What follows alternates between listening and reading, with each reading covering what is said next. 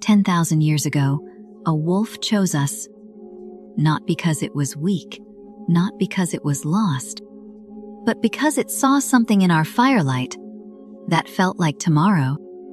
And we, without meaning to, began shaping that tomorrow with our hands.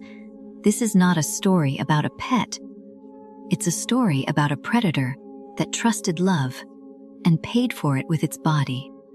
Picture the first night, a world before streetlights. Before fences, before leashes, the sky is a cold ceiling of stars.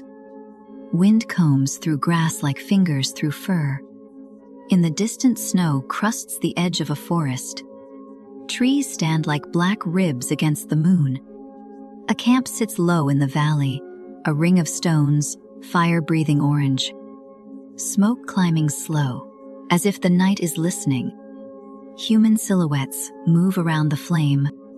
Hands pass meat, stone scrapes hide, a baby coughs, a woman hums to calm it. And beyond the circle of light, just outside warmth, eyes flicker. Not one wolf, many. They don't rush in, they don't beg. They measure. They watch the rhythm of people. The timing of danger, the way laughter makes the shoulders soften, the way fear tightens the air. One wolf steps closer than the others. Its ribs are a map of winter. Its breath is white, quick, cautious. It doesn't cross into the firelight, not yet. But it stays, and that is the beginning, not of domestication, of an agreement, a quiet bargain between species. You share scraps, I share senses, you give warmth, I give warning, and for a while it works. Time starts to move faster now, like wind over water. Seasons spin. The wolf's descendants learn our footsteps, learn the sound of our sleeping, learn the meaning of safe. Their coats begin to shift, not overnight, but generation by generation, as the ones who stay near people live longer, and the ones who keep their distance get fewer chances. The landscape changes too. Mammoths fade into memory. Hunting trails become paths, paths become roads, roads become towns, the firelight becomes a hearth, the hearth becomes a house, the house becomes an apartment, stacked like boxes in the sky. And somewhere in that climbing architecture, the wolf keeps following us upward. We tell ourselves the story is simple. We tamed the wolf. But the truth is messier, more human. We didn't just tame. We selected. We chose the ones that looked at us longer. The ones that flinched less. The ones that didn't bite. The ones that leaned into a hand like it meant something. We chose friendliness, and friendliness, in a wild world, is dangerous. In the beginning, the dog, because now we can call it, that still looks like a wolf with softer eyes. It runs alongside hunters. It sleeps near children. It helps drag meat across snow. It barks when strangers approach. It is useful. It is respected. But humans don't stop at useful. We are designers, even when we don't call it that. We can't help it. We see a trait we like, and we pull on it.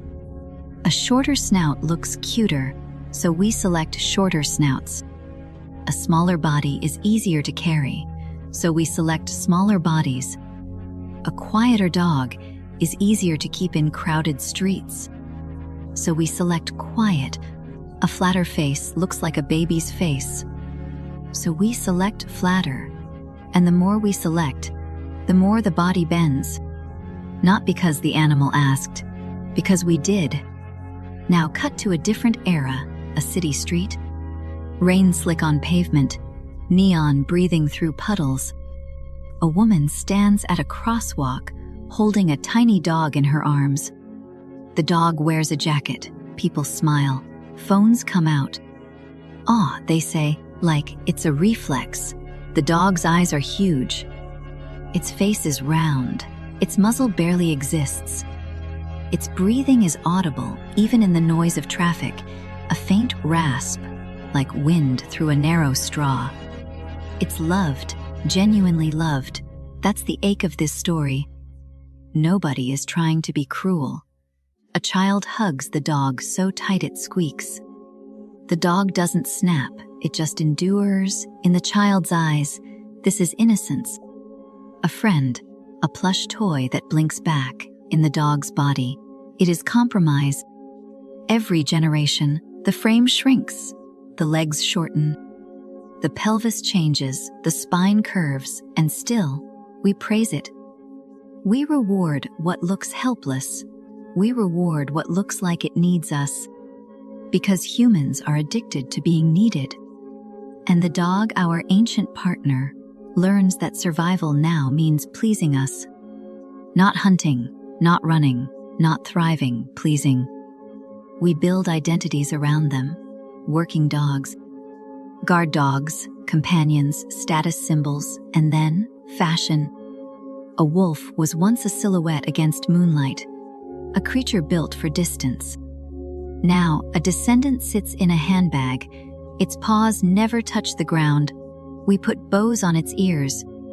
We caption its photos with words like smile when it's actually panting to breathe. We say so cute as if cuteness is the highest form of life. And we don't notice what we've traded away because the trade happened slowly, softly, across centuries. That's how the biggest changes happen, not with a scream, with a preference. Here's the part most people don't want to hear. Evolution doesn't always mean improvement. It means change, guided by survival. And in the world we created, survival is not the wild. It's our living room, our attention, our choices, our breeding standards, our marketplaces. We turned natural selection into artificial selection, and we made ourselves the environment.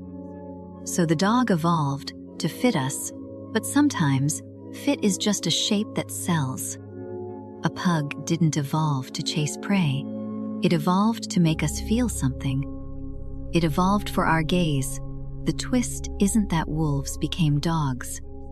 The twist is the direction, not toward freedom, toward dependency, and the cost is written in anatomy. A shortened face can mean less room for air. A skull shaped for cute can crowd teeth. A compact body can mean joint pain. A tail curled tight can be linked to spinal issues. This isn't poetry, it's biology. And the most haunting part, the dog doesn't know it's a design. It doesn't know there used to be open tundra inside its bloodline. It doesn't know what it's missing. It just knows the sound of your keys, the warmth of your lap, the word good, and it will spend its whole life trying to earn that word. Now go back to the beginning for 1 second. That first wolf at the edge of the fire, it was choosing a partnership with a species that could change the planet. It couldn't understand agriculture, or cities, or social media. It couldn't see the future where its descendants would be bred to struggle for breath. It just saw warmth, food, safety. And if you watch closely, that's the tragedy of intelligence without foresight. Because love without wisdom can become a cage made of compliments.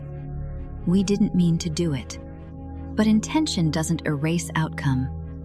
And now, in veterinary clinics, you can hear the quiet evidence. A dog that overheats easily, a dog that can't run far, a dog whose eyes can't fully protect themselves, a dog born by surgery because its head is too large for natural birth. And still, people line up to buy them because the face makes them feel tender, because it looks like a baby, because it triggers something ancient in us, the urge to nurture. That urge is beautiful and dangerous because it can make us confuse need with goodness. It can make us build an animal that requires saving and call it love. The discovery, then, is not just about dogs, it's about humans. Our power isn't only in what we create, it's in what we normalize. If enough people say this is cute, the species reshapes to match the word. And that is almost godlike. Almost. But without responsibility, it's just careless. A wolf was once engineered by nature to survive winter. A pug is engineered by us to survive affection. And affection, unlike winter, doesn't force us to be honest. Winter doesn't care what you meant, it only cares what you are. So here we are, 10,000 years later, holding a small dog against our chest, feeling its heart beat fast, hearing its breath struggle a little, and calling it perfect. A wolf once ran beneath a sky wide enough to swallow fear. Now, its descendants sometimes can't run at all. And the saddest part isn't that the wolf became a pug. The saddest part is this. The wolf chose us for freedom from hunger, and we repaid that trust by shrinking its world to the size of our taste. Love did this, not hatred love, without restraint. So maybe the next evolution isn't in their bodies. Maybe it's in our minds. Maybe the next step is choosing beauty that can breathe. If this story stayed with you, tell me, what do you think love should look like when we're the ones holding the power? Follow for the next chapter.